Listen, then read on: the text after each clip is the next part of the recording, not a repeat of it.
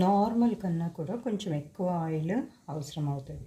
ఎందుకంటే కాకరకాయ చేదు పోగొట్టి చేదుతో పాటు అది చక్కగా మగ్గి మనం కలుపుకోవడానికి గ్రేవీలాగా ఉండాలి అంటే కాస్త ఎక్కువ మోతాదులో ఆయిల్ తీసుకోవాలి. కాకరకాయలు వేగకపోయినా పర్వాలేదు, వేగేంత వరకు ఆగాల్సిన అవసరం లేదు. కాకరకాయ ముక్కలు లేకపోతే అది ఎక్కువ వేగి ఇది తక్కువ వేగి అట్లా ఉంటుంది. కాబట్టి రెండు ఎప్పటికైనా వేపుకోవాలి.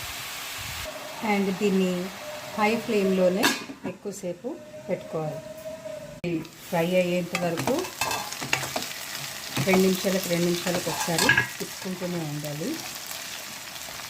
తర్వాత హాఫ్ బాయిల్ అయిన తర్వాత సాల్ట్,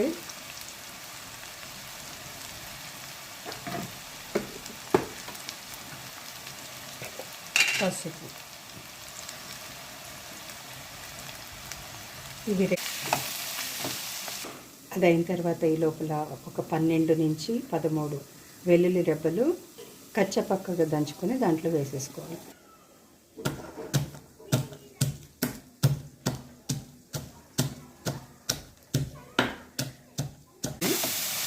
మూత పెట్టేయాలి.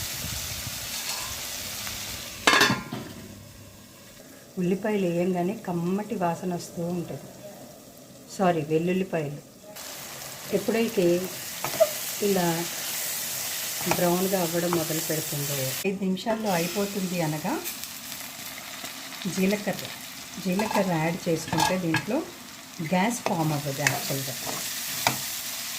ఇక్కడ ఫ్రై ఆల్మోస్ట్ అయిపోయింది. 2 నిమిషాల ముందు ఇది ఇంకా క్రిస్పీగా టేస్టీగా అవ్వాలంటే కొంచెము శనగపిండి వేసుకోవాలి. దాంతోపాటు అయిపోయినట్టే 2 నిమిషాలు అయిపోయింది. ఈ 2 నిమిషాలు కూడా కొంచెం హై ఫ్లేమ్లో పెట్టుకొని మీడియం హై ఫ్లేమ్లో పెట్టుకొని వేగిస్తే అయిపోయినట్టే. ఇప్పుడు వేడిగా అన్నం సర్వ్ చేసుకొని కాస్త నెయ్యి బొట్టేసుకుని